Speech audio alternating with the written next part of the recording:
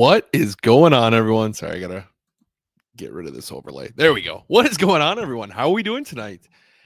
Happy Victory Tuesday. We're back. We are so back.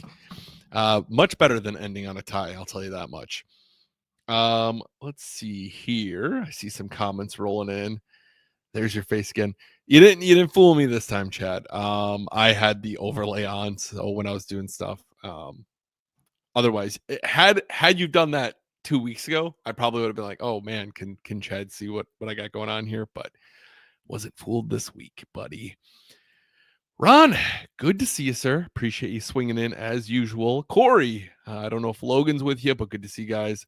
My guy Ben, fellow Ben, good to see you, man. Hope all is well. Keith, checking in. Good to see you, buddy. Tully, what's up, everybody? Going to be a spicy one tonight. I'm feeling a little.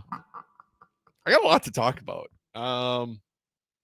If you're a fan of sarcasm and being maybe borderline annoying tonight, you might enjoy this episode. We'll see.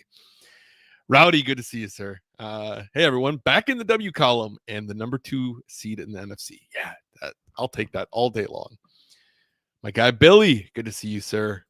Heather is here. Good to see you, Heather. Alfonso, my friend, go Pack Go from Houston.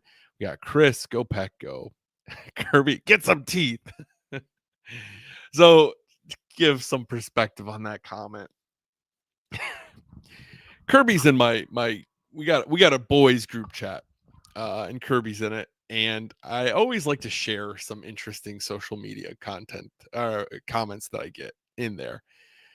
Full disclosure, I am terrible at checking comments. I usually post stuff. I'll be in there for a little bit, or I'll come back to it later on that night, catch up a little bit, and then I generally just stay away from it.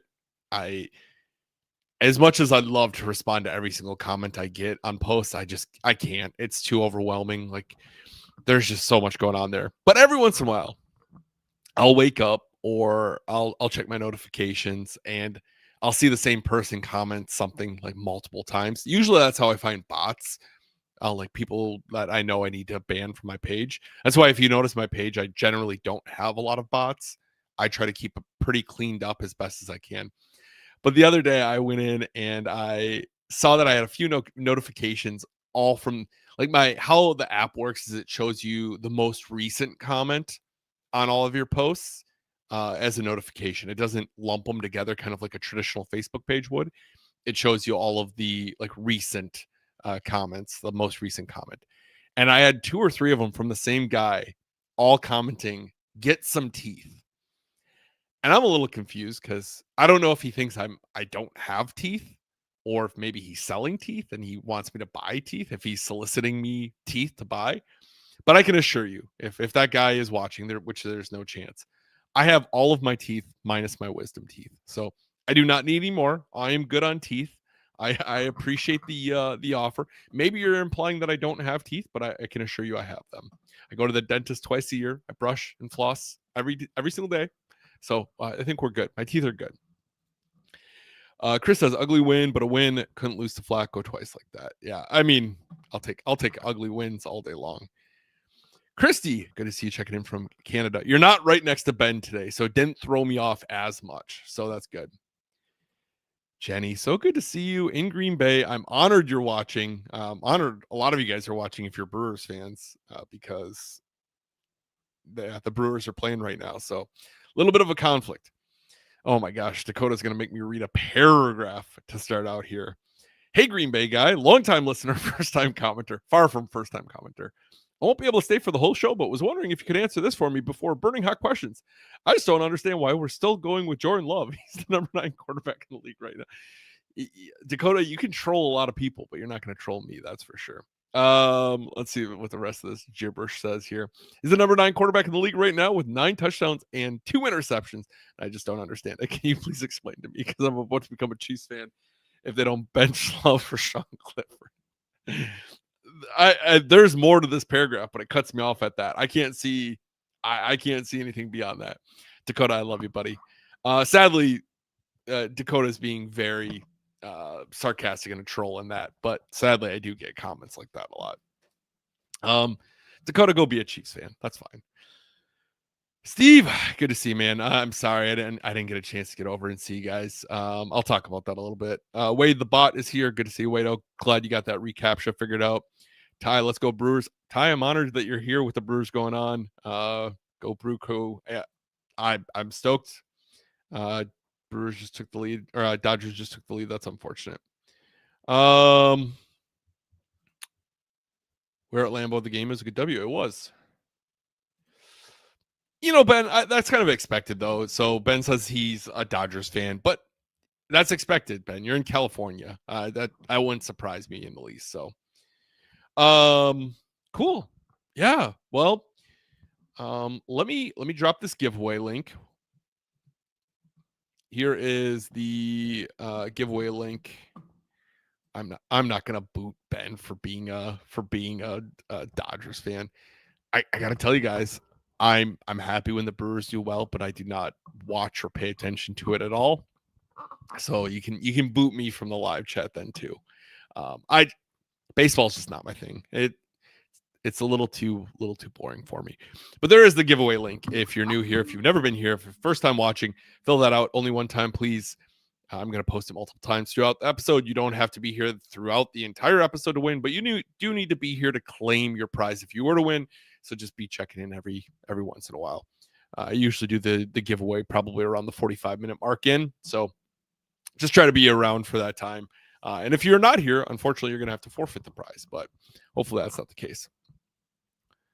All right, let's talk about it. So Chad did warn you it's gonna be an episode, that's for sure. So the Packers, unfortunately fall to the Bengals 27-18. I know you guys are saying, hey, wait, Ben, the Packers beat the Bengals. I'm not so sure. I saw a lot of comments on my stuff for Victory Monday of people pouting like you wouldn't believe. I don't know that I don't know that I can recall a time that the Packers won the game and I've seen so many people whine about it. It truly blows my mind. And I understand it was not a perfect game. There's a lot left there to achieve. There's a lot of missed opportunities. Yes, we could have lost the game. Yeah, that's every NFL game, right? Every NFL game has opportunities that you'd like back, plays that you'd like back, things that maybe went wrong that you'd like back. And I wasn't super stoked on everything, right? Especially that last drive, that last play on was it a 3rd and 1, 3rd and 2 after Jordan slid. I saw people were like criticizing Jordan, like Jordan needs to know to go for the first down. It's like in a real-time situation, he doesn't have the yellow line on the grass. He doesn't know where the first down line is. He has 2 defenders barreling at him. He's not going to take a chance to look over at the sideline and be like, oh, I'm 2 yards short. Let me reassess. He's going to slide down, avoid giving a turnover, avoid taking a big hit, avoid getting injured. I think that's what all of us would do. I had no issues with that.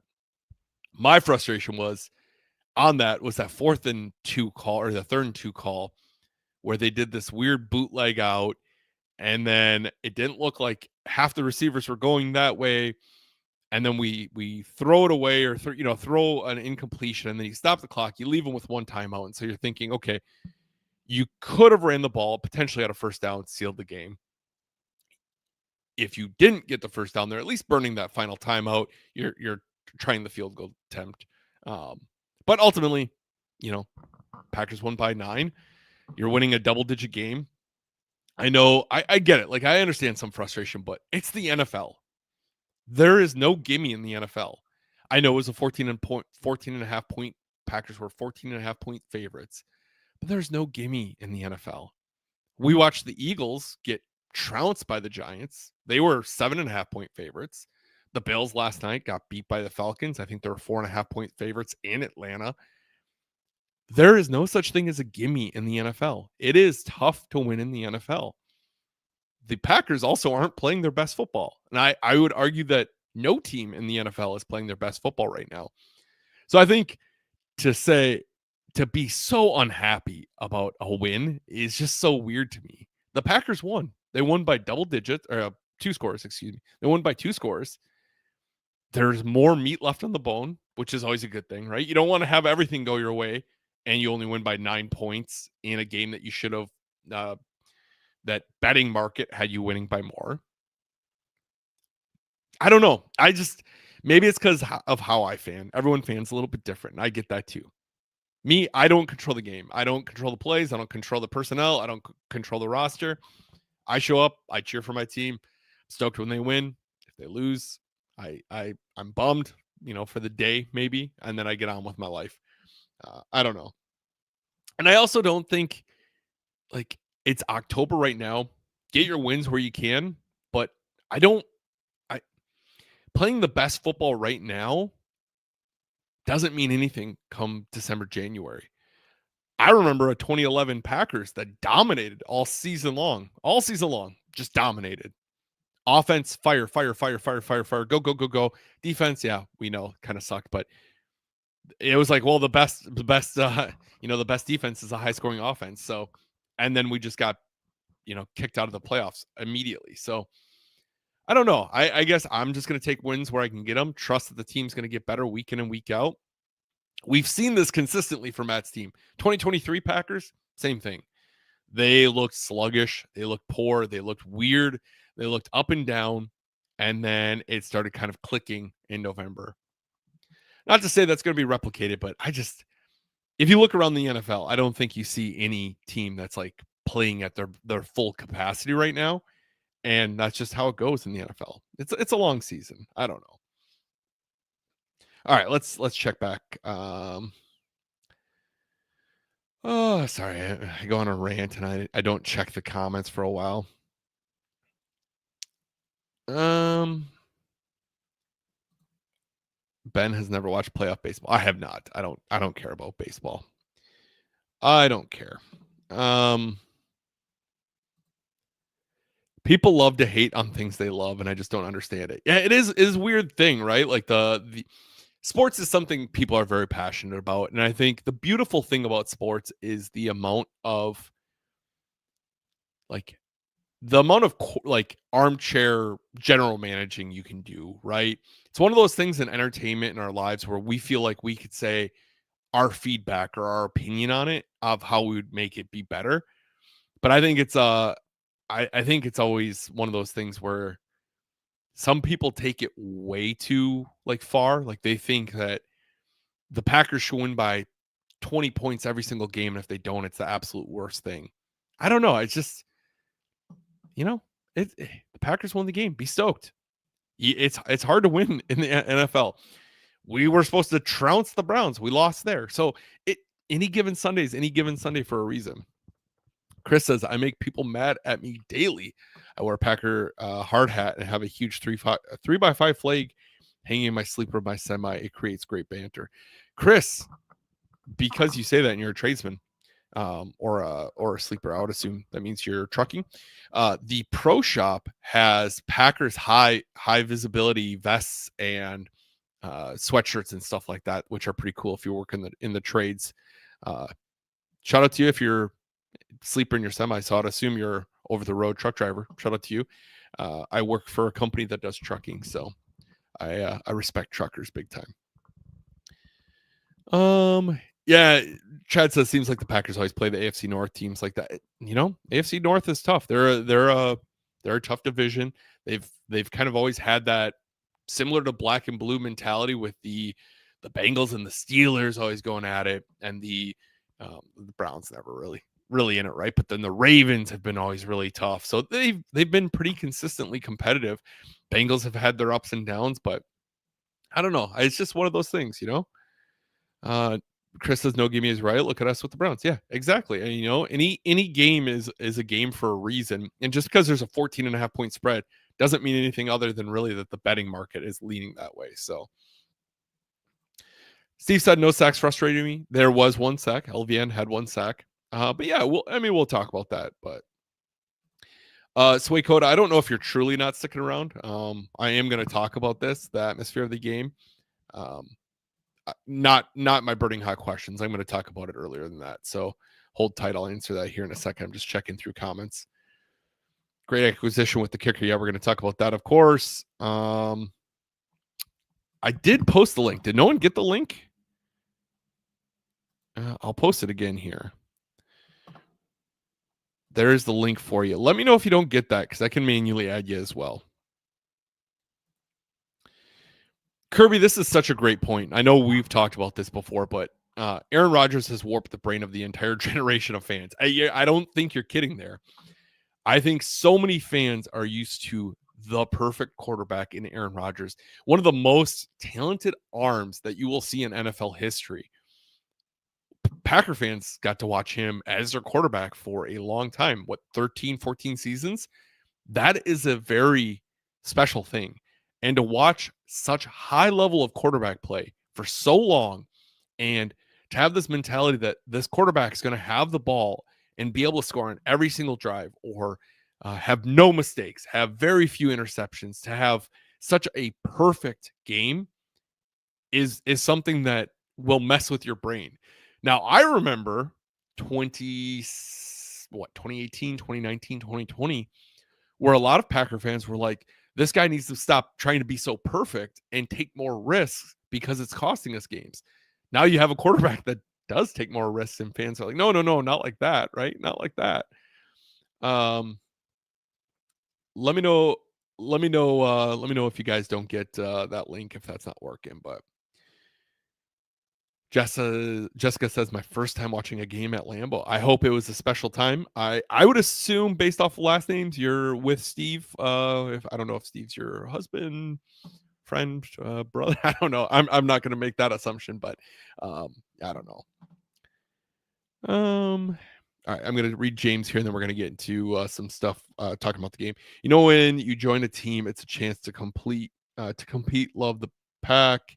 You and they are professional, and we expect them to be the best. Yeah. I mean, I think you do. Like, I think Packer fans are truly in a unique situation right now, where every year you expect your team to be competing, and that's not something that most fans have the ability to say. So we're very special, or very lucky, I should say.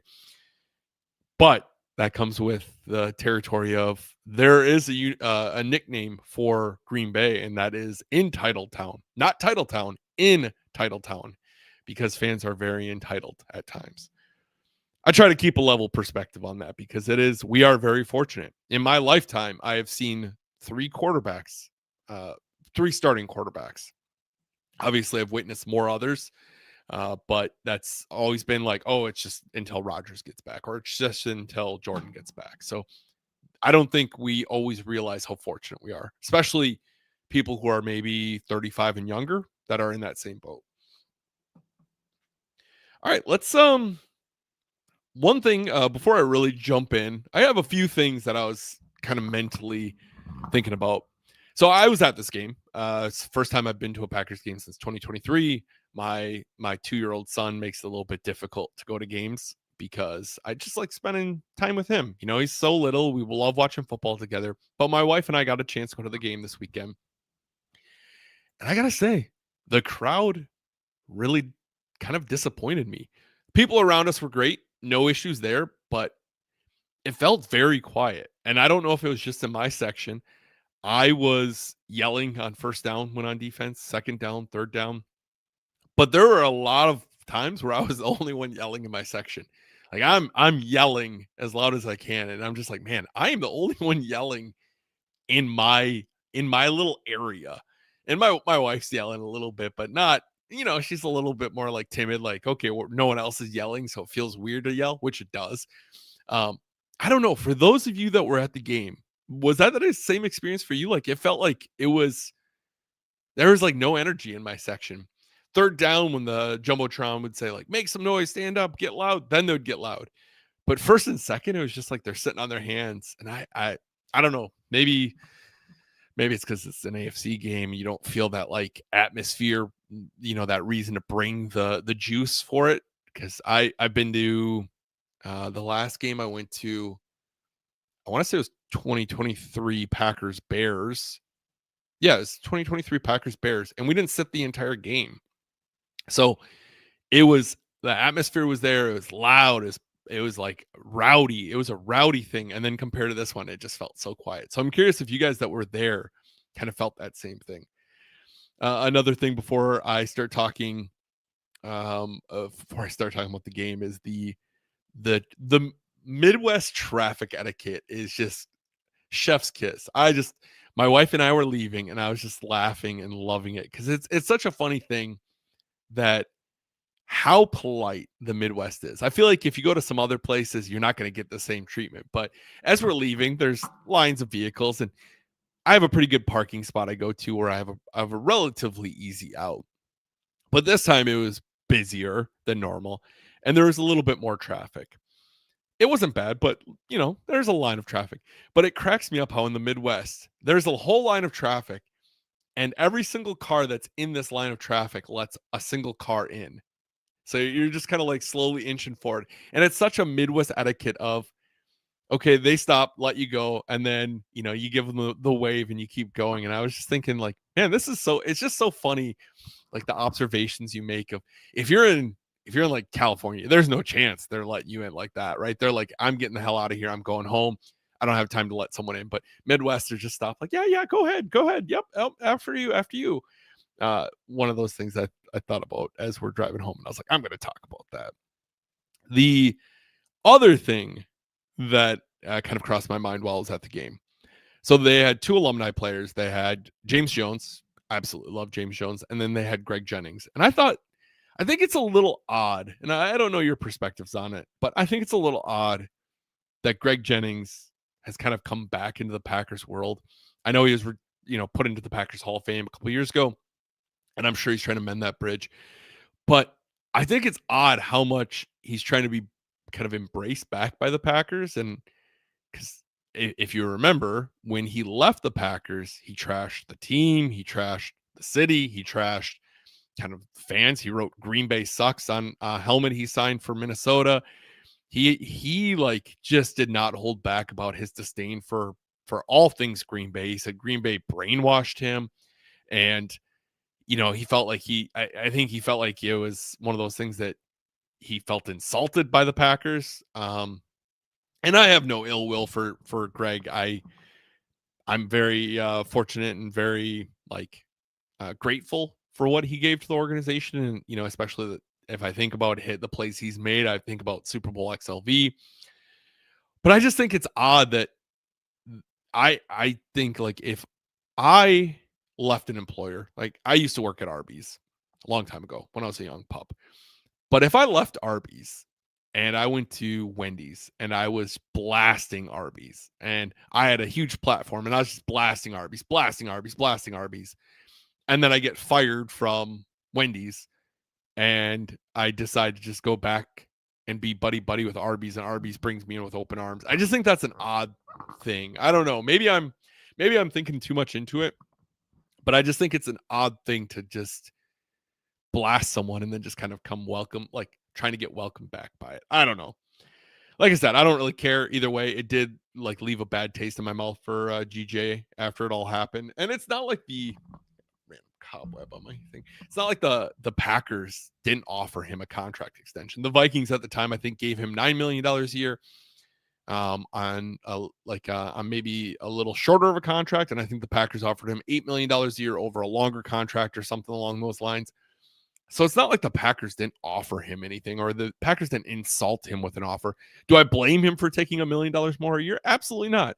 But Aaron Jones is on the Vikings, and he's never once said a bad thing about the Packers. Like, I don't know.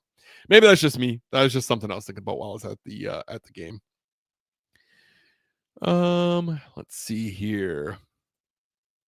As a guy from California, Midwesterners are top notch when it comes to etiquette of driving. Yeah, exactly. It was just such a funny thing to, like, I don't know. You're just like, okay, yep, no, after you. It's just such a nice thing. Rowdy says, I sat in section 124, kind of close to the field, and everyone was sitting. One guy behind me kept yelling at everyone to get up and cheer, and they were all mad at him for standing up all the way back. That sounds like a Packers game. Yeah, man, it's one of those things that it's just a weird thing. I wasn't standing by any means. Like, I understand that, like, I think I had some older people kind of behind me. I'm not trying to stand unless people are standing in front of me, but like I'm sitting there yelling, like, I don't know. Maybe that's just my old man rant.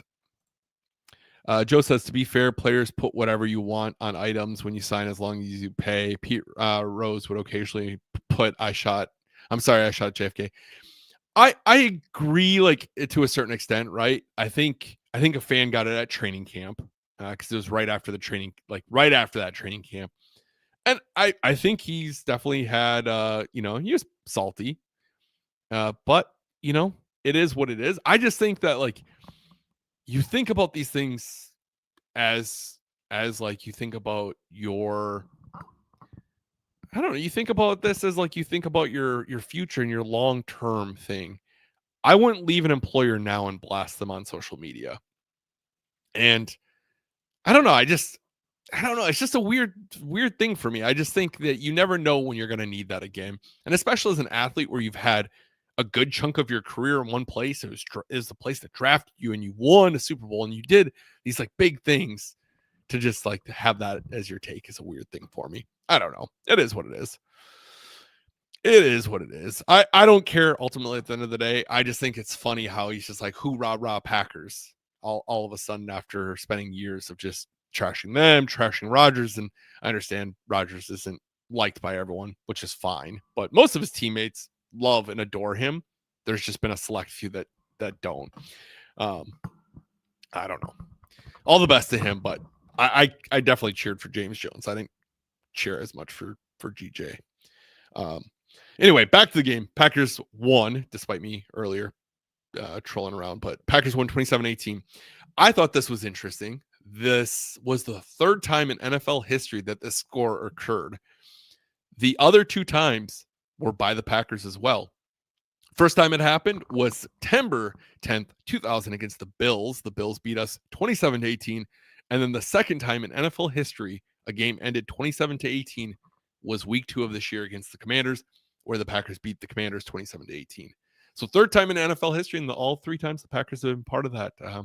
That's kind of fun. Let's start with the negatives of the game. We've kind of talked about it a little bit. The Matt LaFleur play on that final drive, that final play kind of annoyed me. You have Josh Jacobs who's doing good things. Let him try to get his 2 yards. And at the time, I was kind of cussing about it in the stands. And I did tell the person next to me, like, if the Packers would have connected on that, I would have been praising. Like, it's one of those things. It's like you're mad that it didn't hit, so then you're extra upset about it. I think the narrative probably is if he runs it up the middle and doesn't get it, people are going to be like, oh, he's so conservative. He just doesn't do anything. So maybe I'm just being a hypocrite here, but I think that was the only thing is I just didn't like the play call. I didn't like the weird boot out to the left. And then I think it was a boot out to the left. I could be mixing up plays, but it didn't feel like it was like a well kind of drawn up play, but what do I know? I work for a trucking company. So what do I know? Second half defense. I feel like that was kind of frustrating, second time in a row now where offense or the defense holds very well first half, and then second half the adjustments just don't get made the same way the other team they make their adjustments. And one thing that's kind of frustrating is we're seeing these offenses kind of dink and dunk their way down the field on us, and I just wish that we'd just load it up and make some of these teams beat us with their arm. I don't think Joe Flacco is going to beat you by throwing 40-yard passes. I think if you stack everyone up, you're going to allow that pass rush time to finally get home, where you're seeing these little dink and dunks, and the pass rush can get all the pressure they want, but no one is really going to get to the quarterback in 2 seconds. We saw LVN get there in like a second on the one sack that we had, but it's just, I don't know. I'm not a defensive coordinator either, but that's just the thing I'm seeing. It's like, man, it's so frustrating just to see these same like death by 1,000 paper cuts week in and week out. The other thing with the defense, and I don't know how to fix this, but last year at this point, the Packers had 14 turnovers they generated. So far this year, they have 2. Last year is a big point of emphasis to generate turnovers. I don't know what happened. I don't know if it's just the way it is right now, if we're saving all the turnovers for the second half, which if that's the case, that's fine. But it is very frustrating that the lack of takeaways you're getting, considering you have that pass rush. I don't know. I'm sure that's keeping Jeff up at night as well, but I don't know. Jenny asked the question. I'm going to save that for burning hot questions. Um, yeah, there are a couple like costly penalties. I think both fourth downs had a penalty that even if they didn't convert, they were going to get a free first down.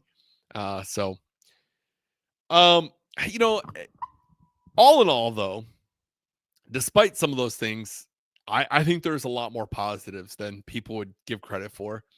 Jordan Love looked like he had a pretty good game. The offense, I thought, did really well. I know the Bengals defense isn't the strongest, but I never felt like the Packers were going to struggle to drive the ball.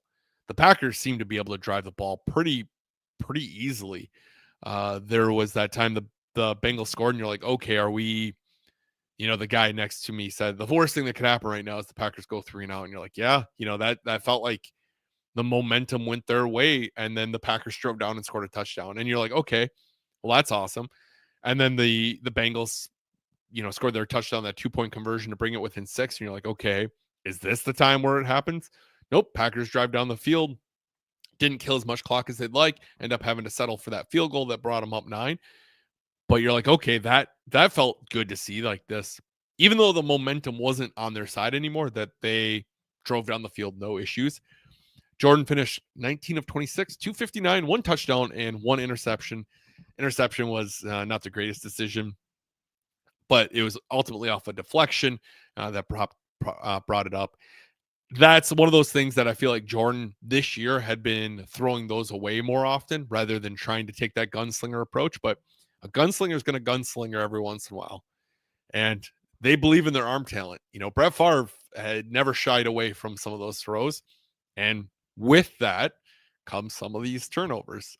Unfortunate, took points off the board, potential points, right? Took potential points off the board. I'll tell you though, I was in the end zone, and that throw on that final drive where Jordan rolled out to his left and hit Golden to the left, that throw left all of us in the section like absolutely speechless. Maybe they were just still being quiet because they had no energy, but I was speechless on that. And the people in front of me were like, holy cow, what was like, that was a throw. That was crazy. His rollout and just how he lobbed that so perfectly off like a weird angle just for Matthew to come in was just chef's kiss. I mean, really, and we're talking Matthew freaking Golden here. 3 catches, 86 yards. That one on the third down the sideline, just absolutely stunning. I love to see him getting involved more and more in this game. He looks so explosive at times when he gets that ball, and he looks like just a joystick controller. He's just making cuts and breaking ankles. You love to see it. Josh Jacobs, have yourself a flu game, buddy. It sounded like he was not feeling well, had the flu, and ended up going out there having over 100 yards all purpose. 2 touchdowns, looked great, ran well, really just played well, especially considering he wasn't feeling well. You can't talk about good things unless you're talking Tucker Kraft, his touchdown. Talk about a guy that felt like he was robbed. 2 touchdowns the week before in Dallas where he was down at the 1 both times. He's like, no, I'm not doing that again this year. Took a hit on his way into the end zone, but he got in. Unfortunately, it was on the other side of the end zone for me. Offensive line, I felt looked a lot better.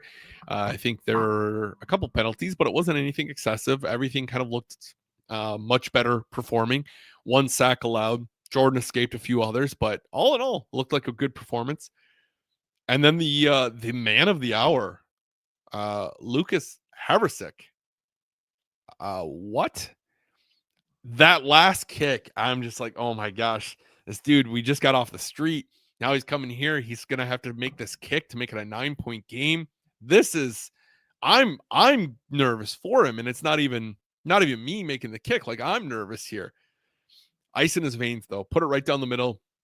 I saw a story that he was exploring his options of becoming a substitute teacher in Cleveland. He's kind of been bouncing around, doing tryouts, nothing really sticking. Got the call for the Packers as he's kind of exploring that option of being a substitute teacher. And boy, you love to see those stories of these feel-good stories of these guys that put in the work and keep working towards this dream, and maybe they get one opportunity and they make the most of it. I think that tape is going to make him on other teams' radars that maybe are in need of a kicker of, hey, this guy came in, he made every single kick he needed to make. He had a clutch one when it mattered most. That's a guy you want to have on your team. Seems like a very good guy. I don't know if the Packers are going to put him on their practice squad or what they're doing. I saw they released Mark McNamee, their Irish kicker, today. So I don't know if they're planning on sliding him down to the practice squad and keeping him around, but you hope so. Kind of reminds me of, I don't know if you guys remember Dwan Harris, but he was selling cars when the Packers called him to bring him in for a running back in 2012. So another one of those stories of just to feel good. Dude's working hard, trying to chase his dream still. And, there you go. All right. Check in some comments here. Feel free to start dropping some burning hot questions. We're going to be getting into that. Here is that giveaway once again. If you did not enter, go ahead and find the form there. Only enter one time, please. If you've already entered, don't worry about doing it again. Golden is waking up. Yeah, I mean, the opportunities with Wicks going down really helped. I think we scripted the defense in the group chat throughout the second half. Yeah, dude, that's frustrating. I was definitely frustrated. I understand where people are frustrated because you watch that. And I think the two first games of the year really made fans feel like this was going to be like this elite defense. And there's going to be growing pains with that. That's just how it goes. I still think that this defense is going to become more cohesive as time goes on.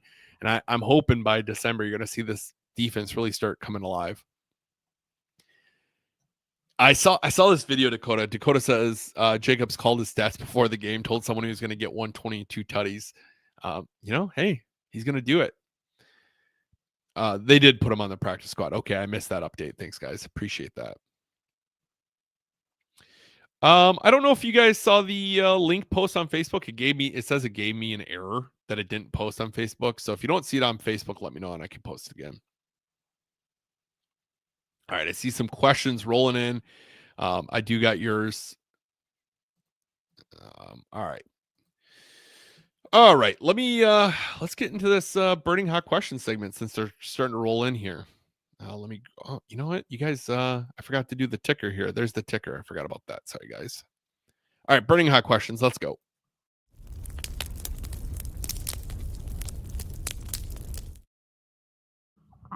Before we get into burning hot questions, as always, I need to say thank you to my friends over at Legend Larry's for being proud sponsors of the show.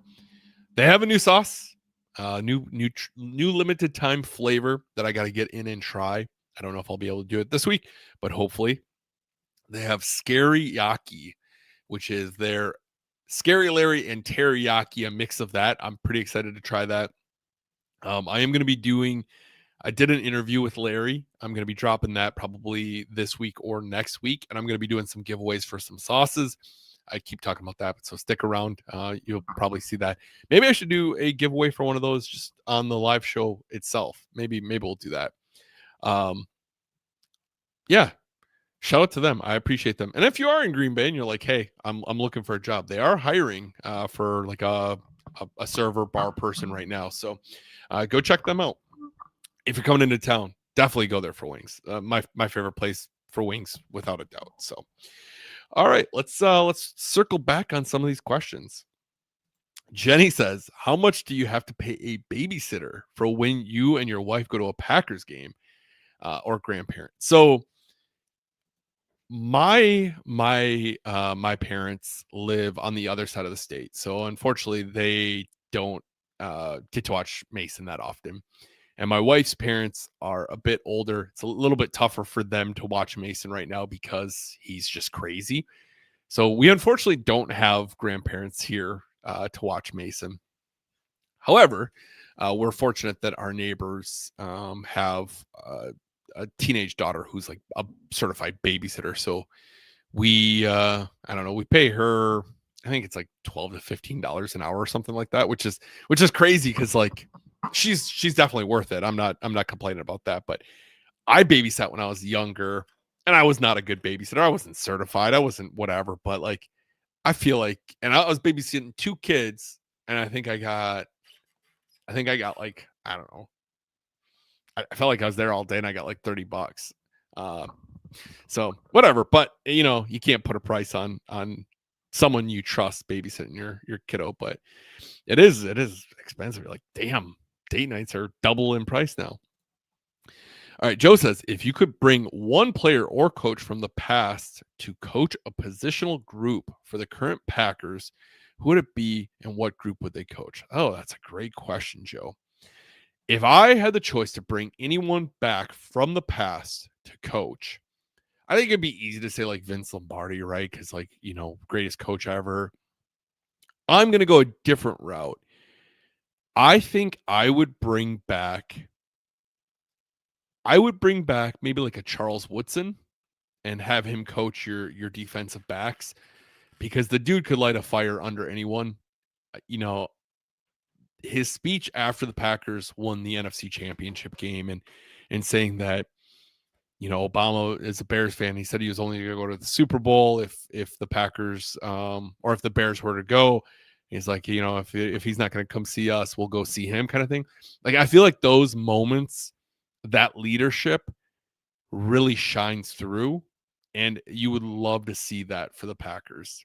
I think our turnovers would drastically go up, right? Our penalties might as well, but that's okay. I think he would be my choice. I love that question though. But like Al Harris is coaching for the Bears, and man, they're just racking up turnovers now. Ron says, how much do you feel Parsons is being held? All of it, Ron. Great question. But yeah, man, that dude, I mean, this goes back to his Dallas days, right? He gets clotheslined every single play and no one calls it. I don't know if it's his pass rush or what, but yeah, he gets clotheslined a lot. Chad says, do you participate in the wave? Chad, I do not. I am a very anti-wave person. Family night, I'd maybe tolerate it a little bit, but I am so anti-wave, it's not even funny. I hate the wave with a passion. I feel like it frustrates me that so often that fans will partake in the wave, but they won't be loud on defense. Like that's a weird thing to me. And then also most often you see the wave happen while the team's on offense, which is super frustrating. I don't know. You're gonna get me fired up about the damn wave. Rowdy says, how upset are you that the Bengals controlled the ball for a huge majority of the third quarter and didn't allow the Packers to score? So we were denied our Culver's Kurtz in the third. I think that's the conspiracy. I didn't, to be honest with you, Rowdy, I don't even think I knew that there was a promo for Culver's and their cheese curds. I get Culver's cheese curds, but I don't think they're that great. They're like not my favorite cheese curds. I get them. We get them often. But as far as cheese curds, I won't put them in my list of favorites. So I didn't even know that. Now that's news to me. I think we should start that conspiracy. That's for sure. All right, let's get fired up here. Put these smelling salts to use that Kirby got me. I don't think I did one last episode. So let's go. I got a bad smell on that one. All right, now we're fired up. Now we're ready. Now we're ready to answer some questions. All right. Tony, I don't know if I saw you check in last week. I didn't think it showed you on my thing. If you were here, I'll trust you and I'll throw you back on. But I just go based off of the giveaway form. You might have been lurking in the shadows, or you might have commented, and it blurs together. I'll throw you back on for next week. Sorry about that, man.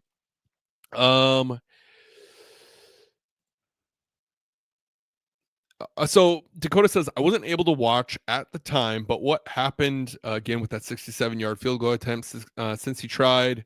They had the timeout. Was there anything that controversial? Seemed like the timeout was super late as he made it. No, I don't think it was like controversial. They blew the whistle before he kicked it. That's for sure. Because I remember thinking, oh, he's getting a free kick at it. And really smart of Matt to use it there, because you think, okay, he has the leg. If he's putting his all into this one kick, he's not going to have the leg the same way for the second kick. You're using up a lot of that energy. And you kind of saw that. He was way short on the second one. First one, he had the wind on his back a little bit. He had more leg in it. Yeah. nothing controversial there. It in real time, it felt like, okay, the whistle was dead. The refs were coming in. They snapped the ball. You got a free kick at it. But yeah, almost saw history there. I thought we were going to see Keyshawn take it to the house too. I was excited about that. Yellow or white curds? I'm a white curd guy myself. Personally, they taste the same. I did a blind taste test with my wife, but yeah, I'm a white curd guy, but they taste the same. Casey said, "What's your favorite Lambeau food to grab at a game?" All right, Casey. I am cheap. I don't eat at Lambeau Field. I can't afford to eat at Lambeau Field. So I say that because I tell you how much I can't afford stuff all the time, even though I can. I don't like to spend money at Lambeau Field. One, you're overpaying. You don't get that great of food. You don't get a lot. So I just don't eat. Now, we did buy a thing of French fries last weekend because my wife was starving. So I think I paid $9 for a thing of French fries. And that is case in point why I don't eat at Lambeau Field. I always eat before the game or after the game. I don't know. I'm just weird like that. Billy, I don't think I saw another thing. I don't know the context of this. Pittsburgh is my question. I don't know the context. Let me know context there. Is it okay to put filet mignon on pizza? You can put whatever you want on pizza. I put pineapple on it. So, I put pineapple on my pizza. I am cheap. I'm very cheap. I'm a very frugal man. Chad, I know you knew that answer, but I was going to answer it either way. All right. Last attempt to get on the giveaway here. We're going to be doing this here in just a second. Did I do one sniff last week? Maybe it's just all blurring together. Yeah, Tony, my bad then. I might have missed it, but I didn't see you on the giveaway thing. I didn't miss your comment. I tried going back through and watching because I thought you did, but it all blurs together. I'll get your added back next week. Sorry about that, man. Jenny says, "What curd around the Green Bay area did win your competition?" So I'm not done 100%. I'm going to keep going on it. I just had to take a break for a little bit. I was like eating cheese curds, fried cheese curds every week was just not enjoyable. I don't know. So I did take a break. I think I've done like 9 or 10 episodes of the best cheese curds in the area. I'm probably going to kick back up here again soon. So far, fresh is great cheese every single time. You know that, Jenny. You're the one that always pushing me to go out there and try it. I kept like dragging my feet on it because it's kind of outside of town. I always forgot about it. Loves great cheese. Fried cheese curds. My favorite so far has been Drift In. Those have been lights out. Good portion size for the price, not overkill, but just a good amount. All right. And I am white cheese curds for sure. I prefer white cheese curds. All right, let's thank you guys once again for all the questions, and thanks to Legend Larry's for sponsoring the segment. Let's get into this giveaway here. Tony, my apologies once again, man. I feel bad about that. I try to do the ticker, and sometimes I screw it up. So I appreciate you guys being here consistently. So my apologies there. Rowdy says, "Where's the best Booyah in town?" I've honestly only had Booyah one time, and that was from the Booyah Shed. So you see it being made a lot at like random church events or random like pop-ups. You'll see like Booyah signs. I haven't tried it enough to know. I've only tried the Booyah Shed, which was pretty good. Joe, that is false. I tried the Cheesesteak Rebellion cheese curds. They are the ones I had. They had two options. They had a garlic one and the whatever their beer battered ones, and I thought they were pretty mediocre. I love Cheesesteak Rebellion, but they just didn't do it. Yep, I'm the same way. I've only had it at Booyah Shed. Sam says, "Legendaries was fantastic. Thanks for the info." Yeah, man. I'm bummed I didn't get to see you. Speaking of which, Steve, before I move on to the giveaway, I'm going to be doing it in a second. Sorry, guys. I'm getting all over the place. So I was going to go down. I had some friends in from Cincinnati. It was like this. They have the Packers group, the Cincinnati Packer fans it's like Packer fans of the greater Cincinnati area or something like that. And they had two events going on. Saturday night, they had something at D2. I was planning on going to that. we're making dinner. My wife's like, "Is this going to be like kid friendly?" Because I was going to go down with Mason, and I was like, "Yeah, I don't see why not. Like, you can go down there and eat dinner. Like, I don't see why I couldn't bring Mason down there."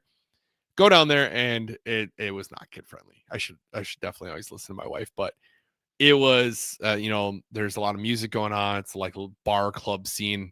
And I was like, okay, I can't bring Mason down to this. Like, I'm having to park far away. It's almost like his bedtime already. And I don't know that they would let me in with a 2-year-old. So then I had to bail on that. I was going to try to get to the tailgate on Sunday. And then with the babysitter situation, I just wasn't able to. So kind of bummed about that. I was hoping to bump into some people that were in town. Sam being one of them, because he was down at D2. I was hoping to bump into him. And it just didn't happen. Joe says, "What the hell's booyah?" It's like a mix of kind of like a chicken noodle stew almost. It's like a thicker, heartier chicken noodle soup. I don't know. Everyone's saying what's booyah. It's an Eastern Wisconsin thing. I didn't know what it was until I moved over here, but it's good. It was like it's like a thicker chicken noodle soup almost. I don't know. Everyone kind of does it a little bit different, but it's like made in this like big kettle. It's a very long process. But the booyah shed in Green Bay has some pretty good booyah. All right, guys, let's do this giveaway. So I'm getting all sorts of sidetracked.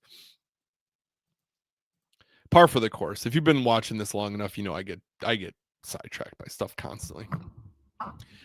Before doing the giveaway, gotta keep the lights on, but I want to say a quick shout out to my friends over at Nicolay Law, the Midwest's personal injury law firm. Whether it's a crash, a slip or fall, or something else that leaves you injured and dealing with insurance and medical bills, Nicolay Law knows how to help. They walk you through your options, handle the insurance companies, and fight to get you what you deserve. No upfront fees, just local attorneys who show up when it counts. You can reach them at 1-855-NICOLAY or visit nicolaylaw.com. Thanks to them for making this giveaway possible.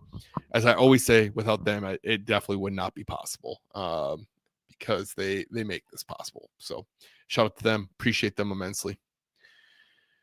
All right, let me grab these spreadsheets. Let me grab these entries. Give me 1 second. I gotta move some stuff over because my YouTube friends. Oh, geez. You guys are going to make me reference this depending on who wins. I got Swifty for life. I think that's Dakota. Oh, man.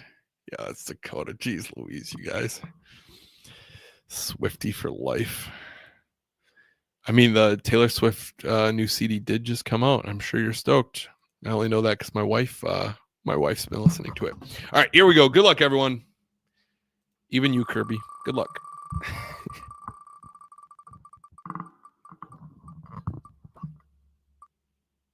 Ron, are you on the board, my friend? Ron is on the board. I don't, dude. You're a consistent watcher or listener, and I don't know that you've won in a while. So, congratulations, Ron. Give me one entry 1 through 35, and we'll kind of take it from there. Yes, Heather, you were on. You were in there. Congrats, Ron. I'm sure he's probably watching the Brewers game, but hopefully he has it on in the background where he can catch that. I'd hate for Ron to miss out on that. Give him just a couple minutes here. I mean, he's got a little bit either way until we redraw. So I usually just like to give a couple minutes before I start going into something else. Yeah, 1 through 35 and then up or down. I don't think I said the up or down. So, Ron, if you're out there, 1 through 35, up or down. While we're waiting on Ron. Oh, there he is. 10 and up. Glad you're still here, Ron. Appreciate it. You got number 13.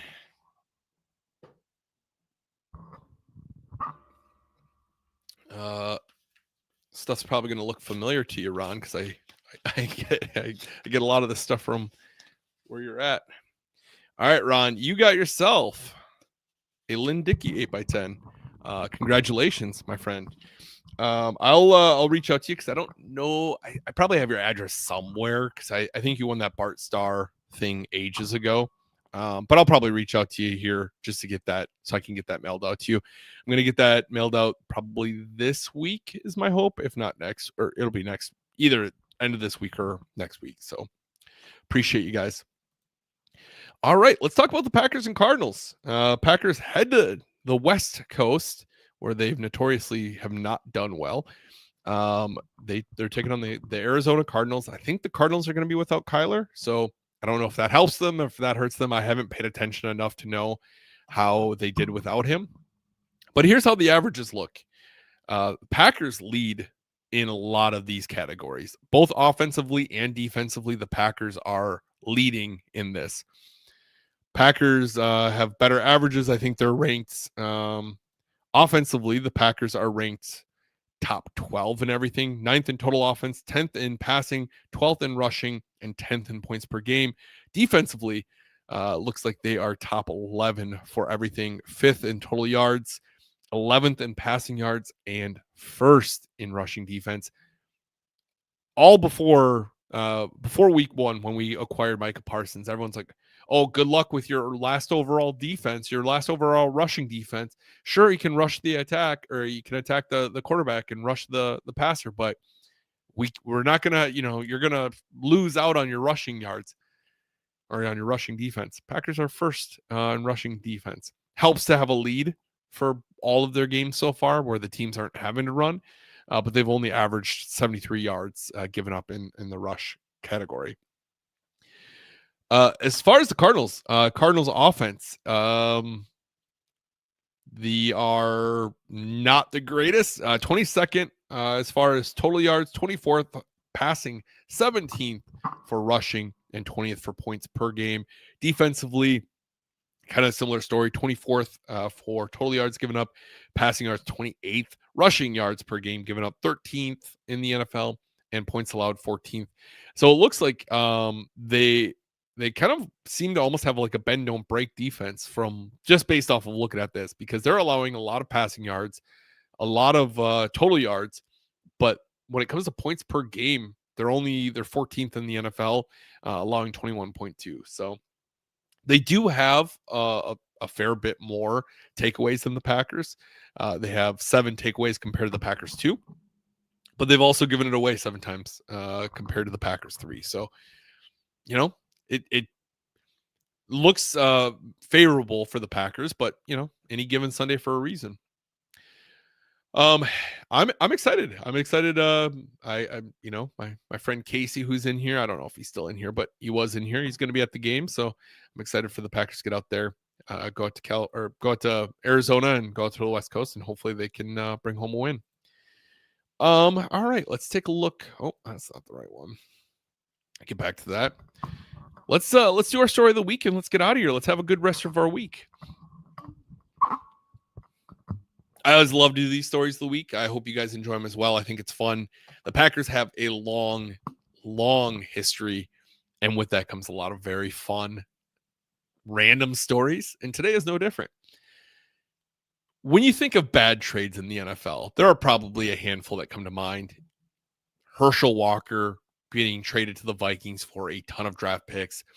The New Orleans Saints giving up their entire draft for Ricky Williams. But there is one trade from the very early days of the NFL that just might top them all, and it's for a very strange reason. In 1923, the St. Louis All-Stars, a team that was founded in 1923 and folded after the 1923 season, signed a guy named Jack Dolly Gray. He claimed he was an All-American from Princeton University. Only one problem: it was a complete lie. He wasn't All-American at all. He wasn't even from Princeton. This guy was a total imposter who somehow conned his way into the NFL, which I'm sure was easier to do back then. After a few very awful games with the All-Stars, the owner realized that he had been duped. He's like, this guy is not it. This guy's not an all-star. He's not anything. He is, he's an imposter. We've been scammed here. But instead of cutting his losses, he decided to pass the problem on, and he traded Dolly Gray to the Packers in exchange for some cash. Gray played one terrible game with the Packers and then completely vanished, never to be seen again. Later, Curly Lambeau confronted the All-Stars owner, Ali Crahy, he confronted Ali Crahy about the scam. Crahy admitted that it was all a prank and said it wasn't meant to screw over Lambeau, just a joke. No idea if Lambeau ever got his cash back from Ali Crahy, since the team did fold following that season. But that's a pretty bad trade if you think about it. You have a player that is not even a player, and you had to give money away for him. But ultimately, at the end of the day, at least we didn't trade for Deshaun Watson, so we can rest on that. But I think that's an interesting. There's some interesting lore there. If you want to learn more about it, you can look up the Dolly Gray imposter. It's a pretty interesting story. I don't think there's much more to it than that, to be honest with you.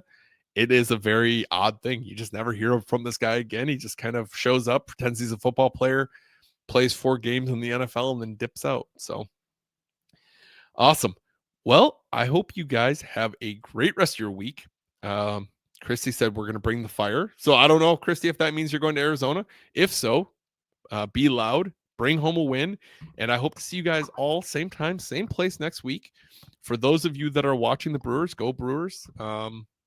Hopefully they win. I know Brewer fans would kill for a World Series win. So yeah, best of luck, Brewers, and hope to see you guys next week. Hopefully we're celebrating another Victory Tuesday. Have a great rest of your week and an even better weekend.